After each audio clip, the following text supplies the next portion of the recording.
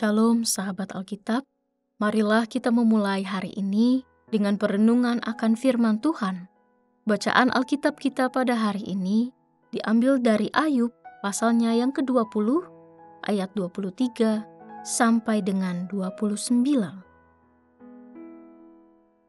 Untuk mengisi perutnya, Allah melepaskan ke atasnya murkanya yang menyala-nyala dan menghujankan itu kepadanya sebagai makanannya.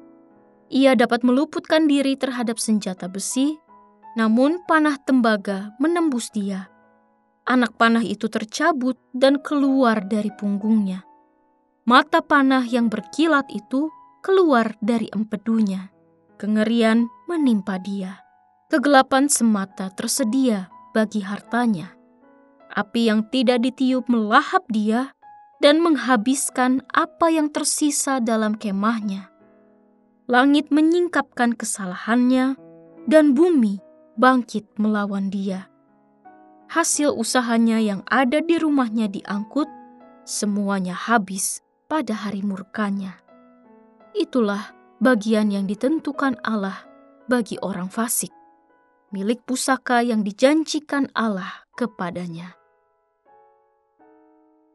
Sahabat Alkitab, Zofar menggambarkan nasib tragis orang fasik dengan kata-kata tajam dan penuh keyakinan.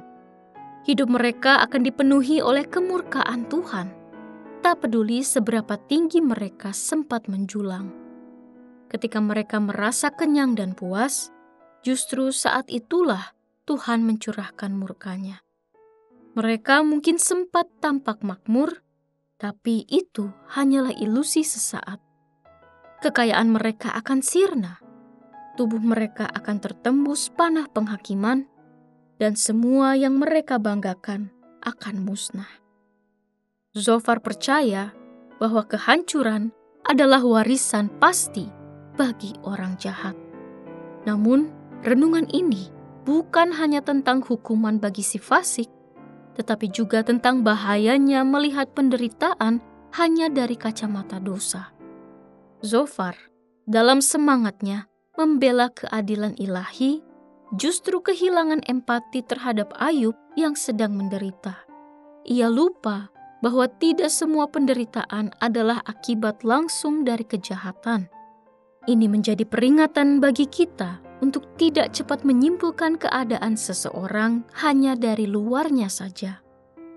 Sahabat Alkitab, teks hari ini juga mengingatkan kita bahwa kesombongan, keserakahan, dan hidup tanpa takut akan Tuhan adalah jalan menuju kehancuran. Hati yang tidak pernah tenang, nafsu yang tak terpuaskan, dan hidup yang dibangun di atas ego akhirnya akan runtuh. Bahkan jika seseorang berhasil menghindari satu bencana, bencana lain akan menantinya. Karena hidup tanpa Tuhan tidak memiliki pondasi yang kokoh. Pesan bagi kita hari ini jelas. Jangan menjadi seperti Zofar yang cepat menilai. Dan jangan menjadi seperti orang fasik yang merasa aman dalam kelimpahan dunia. Hiduplah dalam kerendahan hati, takut akan Tuhan, dan kasih kepada sesama.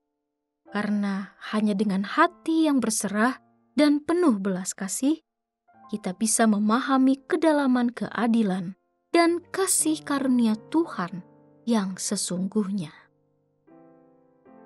Mari kita berdoa. Tuhan yang penuh kasih, ajarilah kami untuk memiliki hati yang berserah dan dipenuhi belas kasih.